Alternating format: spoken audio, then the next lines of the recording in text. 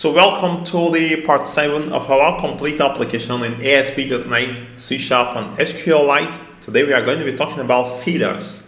Now what are seeders? Seeders are initial data you want to add into your database, because if you are creating a new application, you need some data to test this application to see how it works. So when this application starts up, we want to add some initial data. That's what we call seeding. We seed the database. Now I want to place the seeders in a folder called seeders. What it means is we have seeders for each table, because the tables have different different table structures. So it will be different seeders. Actually, these seeders are simply like insert statement, insert into, but you are going to see how it works. So let me go back to my application, and I'm going to create a folder. I'm going to call it seeders. I'm going to add a new folder here. I'm going to simply call it seeders, and inside the seeders I'm going to place the seeders. It's as simple as that. Alright, so how does the seeder look like? Remember I say this is going to be no coding, so feel free to copy and paste, but I also remind you that if you have some time, please take some time to go through the code to see if you understand a bit, because gradually you'll be able to do something better or something richer if you understand a bit of coding. So the step here in my website says create a folder called seeders. Inside this folder, create a file called country seeder. So I'm going to create the first seeder. So this country seeder is simply the script to insert into the country database. So of course you have to create for every other class as well. But if you want the database of the table to be empty, that is fine. You can actually insert data when the application runs. You can open the form and insert your data using the UI. I'm going to call this country seeder. Alright, so I have my country seeder. I'm going to paste the contents because I'm not going to waste time. So I'm going to paste it, and then I'm going to explain to you what is happening out there. I'm going to copy and then paste. Alright, so I don't know, I can reply. Perfect. Okay. Alright, so here we have our country seeders, and I think I can just hit control space, or is it control dots? Okay, so I can just show potential fixes here, and this is fine, and the same thing here, show potential fixes.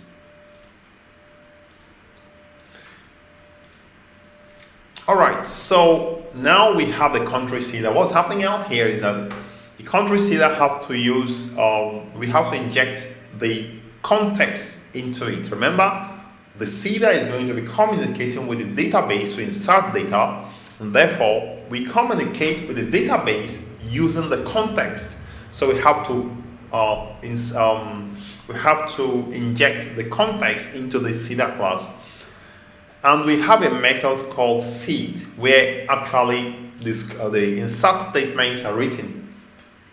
Add new country, country ID, name, capital. So basically, we are simply inserting new items into creating new countries.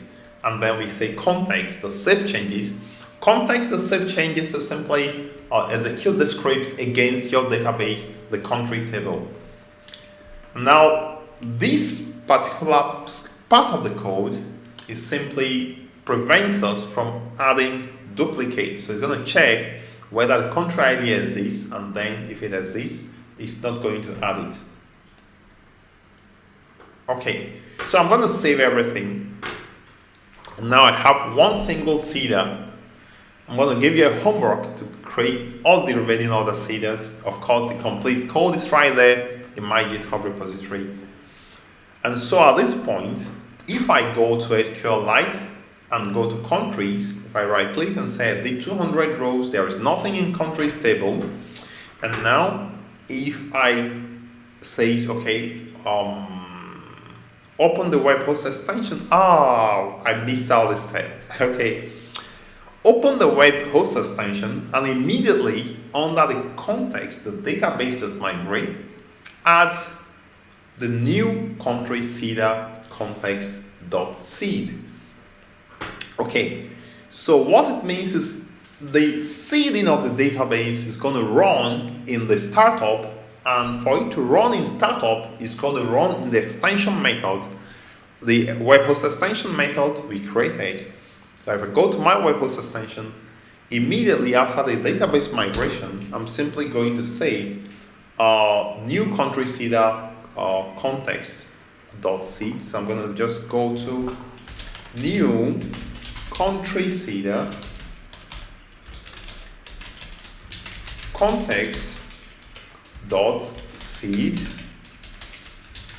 Okay, so this is where we are. I hope I didn't make mistakes here. Okay, so let's see, show potential fixes. All right, just double check.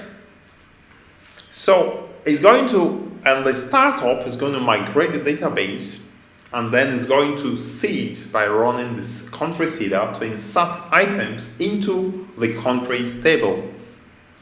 So at this point, I'm going to simply run this application by clicking on this button, and let's see what we have.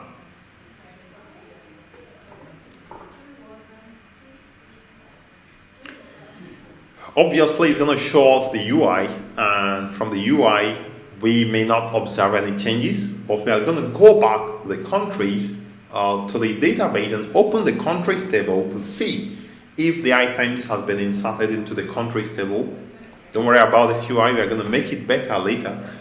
I'm going to go to the SQLite here, and I'm going to right click on the countries table. I'm going to say edit 200 rows. Now you can see that some items have been inserted using the country seeder. Now if I go back to the seeders directory here, you can see we have only the country seeder. Now let's go back to the step-by-step. If we launch the application, we have it right. Now follow the same method and create the 7 remaining seeders. This is your homework. I'm not going to do it for you. You have to do it yourself because I need to save the time. However, these are all the seeders. Let me just show you. If I go back to the directory, I have the seeders here. And you can see that there are 8 different seeders here. The country seeder is just one of them. So you can actually open it, copy and paste. That is fine. And once you copy and paste, you also go to the web host extension, remember, and add the other 7 remaining seeders. You need to add them here so that it can seed all of them when the application starts up. And if you do this, thumbs up to you if it worked. If it doesn't work, leave me a comment, and also just try to reach out to me via my social network profile. I'm going to try as much as I can to help you. So we're going to be stopping here in this part, and in the next part, we are going to be moving on to part 8, and in the part 8, we are now going to be updating our dependencies, creating the controllers, and trying to do some debugging so that you can develop your debugging skills. So I'm going to be stopping here. I remain Tanton the Tech Pro. Please subscribe to my channel. If you want to go further, please buy me a coffee, and I am always there for you.